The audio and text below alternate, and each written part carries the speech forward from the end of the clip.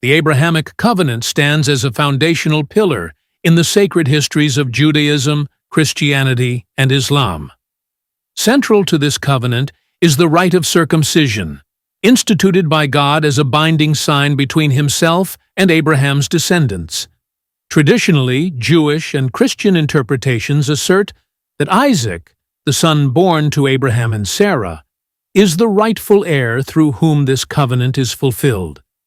However, a careful re-examination of the biblical chronology challenges this assumption.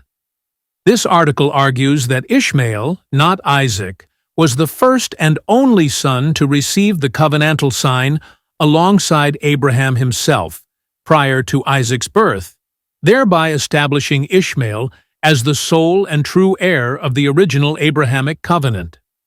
By exploring the timing, recipients, and implications of circumcision in Genesis 17 and 21, this piece invites readers to reconsider long-held views and appreciate the overlooked centrality of Ishmael in the divine covenant.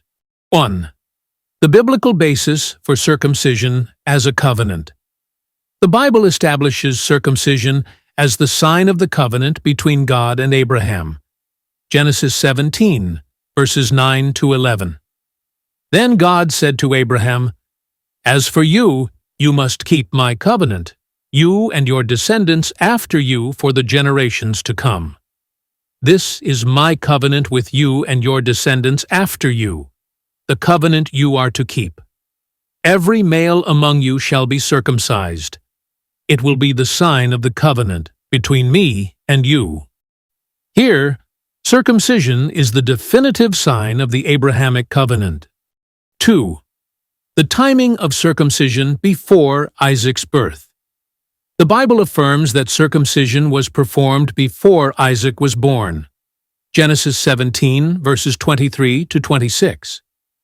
On that very day, Abraham took his son Ishmael, and all those born in his household or bought with his money, every male in his household, and circumcised them as God told him. Abraham was 99 years old when he was circumcised, and his son Ishmael was 13. At this critical juncture, only Abraham and Ishmael were Abraham's natural descendants to receive the sign of the covenant. Isaac had not yet been born. 3. Ishmael as the sole and true heir of the Abrahamic covenant. This sequence of events reveals that circumcision is the outward and binding sign of the Abrahamic covenant. Ishmael was the only son of Abraham present to receive this sign alongside him. All others circumcised at that time were household members and servants, not Abraham's direct offspring. Therefore, Ishmael alone stands as the true and sole heir of the Abrahamic covenant, sharing this foundational covenantal sign with Abraham himself. 4. Isaac as merely a participant, like other household members. When Isaac was born, he too was circumcised on the 8th day, Genesis 21:4.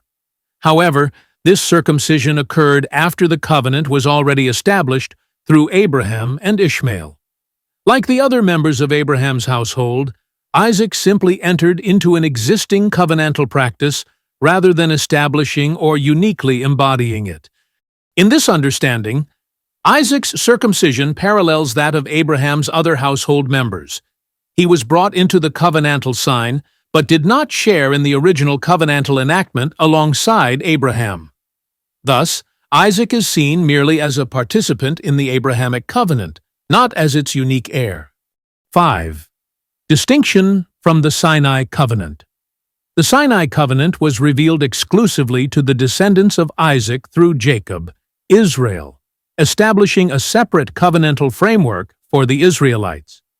In contrast, the original Abrahamic covenant, established through circumcision before Isaac's birth, finds its complete and exclusive fulfillment in Ishmael, who was the first to embody and share this sign with Abraham. 6. Challenging traditional Jewish and Christian views. Traditionally, Jewish and Christian interpretations place Isaac as the sole heir of the Abrahamic covenant. However, This argument radically reorients that view. Ishmael alone shares the covenantal enactment with Abraham. Isaac, like the other household members, enters a covenantal practice already established. Therefore, Ishmael alone emerges as the true and rightful heir of the Abrahamic covenant. Summary of the articulation. Circumcision, the outward sign of the Abrahamic covenant, was first performed on Abraham and Ishmael before Isaac was born. This historical reality establishes that while Isaac and others in Abraham's household were participants in the sign of the covenant, only Ishmael shared in the covenant's original establishment, and thus stands as its true and exclusive heir.